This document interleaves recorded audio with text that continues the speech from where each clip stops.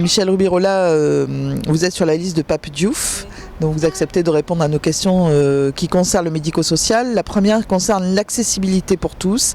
Accessibilité, il ne s'agit pas seulement des transports, de la cité, mais aussi accessibilité au logement, accessibilité à l'emploi, etc. Que préconisez-vous dans cette campagne sur ce sujet ? Alors vous savez que déjà, on n'a pas les solutions pour tout le monde. Donc nous, on ne va pas préconiser à la place des autres, on va préconiser ensemble avec les autres, notamment avec toutes ces associations qui interviennent dans le secteur médico-social. Alors bien sûr, nous, on a des pistes d'intervention, mais ça sera toujours en concertation avec les associations qui ont l'habitude et les citoyens eux-mêmes.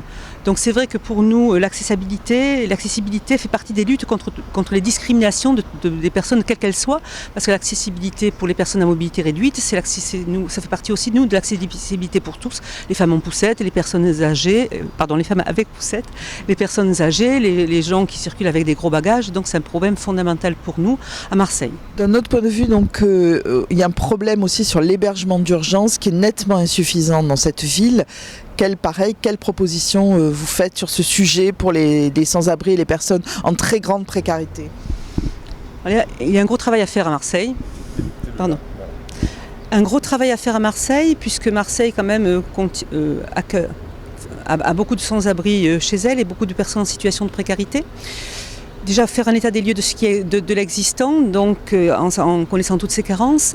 Et par exemple, nous ce qu'on dit, c'est s'occuper des gens en difficulté, c'est pas délaisser les autres, c'est au contraire, ça fait partie de la réduction de la violence et du mieux vivre ensemble. Donc de toute façon, nous ce qu'on a prévu, c'est une unité d'hébergement d'urgence par secteur et utiliser les fonds européens qui existent pour justement permettre aux Roms d'avoir quand même des conditions de vie, on va dire, dignes, puisque la dignité de la personne doit être respectée.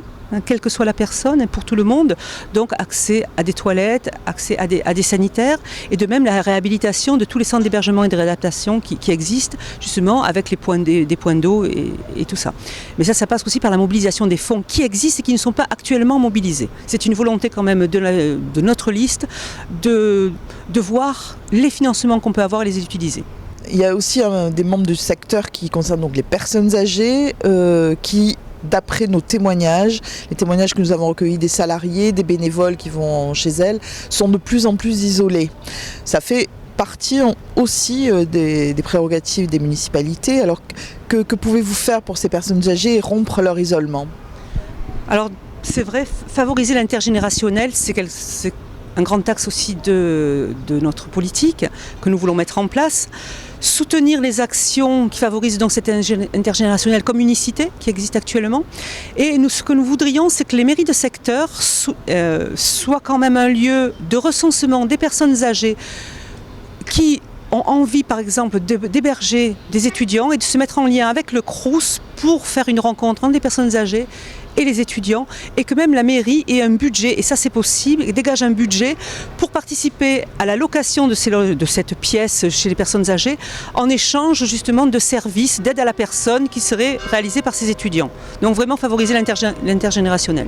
Donc la vie associative, c'est un élément essentiel qui compose le lien social et on a un élément essentiel, oui, pour le conforter. Que proposez-vous aussi pour ces associations, notamment du secteur médico-social ? Déjà, vous savez que la gouvernance partagée est au cœur de notre programme. Donc déjà, avec ces associations, on va faire ensemble. Et on ne va pas les ignorer parce que ce sont elles qui savent, ce sont celles qui rencontrent les personnes. Et même si nous, on a des solutions, comme je vous l'ai déjà dit, c'est travailler avec ces associations et les personnes dont elles s'occupent pour mettre ensemble des véritables politiques publiques et d'amélioration de la qualité de vie pour toutes les personnes. Au niveau des moyens, vous les rajoutez ? Pardon ? Au niveau des moyens qu'elle pourra avoir au niveau des moyens, c'est par exemple pour donner les moyens aux associations, on en est d'accord, mais avec un contrôle citoyen de ce qui est fait et une évaluation des politiques qui sont mises en place. Donc nous, c'est toujours quand même, on aide les associations avec quand même une évaluation et un contrôle. On va aborder donc un sujet maintenant que vous connaissez bien, l'accès aux soins et à la santé pour tous. Ça ne rentre pas forcément dans les prérogatives des municipalités et des maires, mais qu'avez-vous à proposer sur ce sujet précisément ? Déjà, c'est la vision qu'on a de la santé. la santé, il faut savoir que la santé, les déterminants de santé, ils sont en dehors quand même du champ sanitaire et que pour nous, la politique de santé va être ça va être transversal parce que les déterminants de santé concernent le logement, l'aménagement urbain, l'accès à une alimentation de qualité et bien sûr l'offre de soins, mais il n'y a pas que l'offre de soins. Donc pour nous, la santé va concerner plusieurs services et va sortir simplement du champ de sécurité sanitaire. Donc ça va être d'abord, on aura trois enjeux, une réduction des inégalités sanitaires et territoriales de santé, un impact de la santé dans toutes les politiques que la commune peut mettre en place et ensuite un renforcement de la sécurité sanitaire. Donc c'est donc 3 axes. Et pour les 2 premiers, pour la réduction des inégalités territoriales de santé et pour l'impact, on va s'appuyer sur des choses qui existent mais qu'on va renforcer, les ateliers santé-ville qui participent avec la population à un diagnostic, donc c'est vraiment notre démarche, et ensuite sur un contrat local de santé.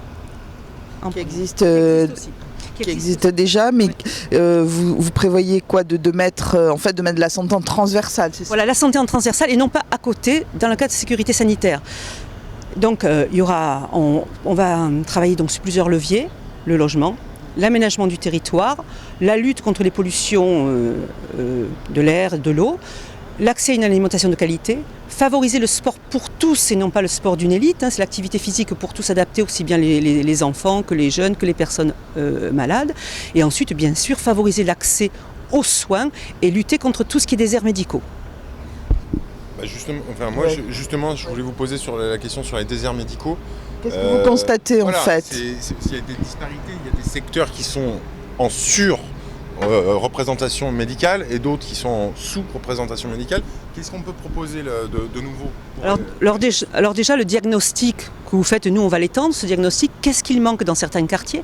Je sais que l'accès de premier niveau, on va dire auprès du médecin généraliste, il est assez homogène sur tous les quartiers, mais après c'est les accès de second niveau. Donc ce qu'on va essayer de favoriser, c'est soutenir la mise en place de maisons pluridisciplinaires de santé et ensuite de coordonner les actions qui sont déjà mises en place par la région et par l'État par le biais de l'ARS, puisque la région favorise l'installation des maisons régionales de santé et l'ARS qui a mis en place des projets de consultation en psychiatrie dans les quartiers difficiles, des centres aussi de soins annexés à l'hôpital. Donc, et la ville a pour mission de coordonner tout ça.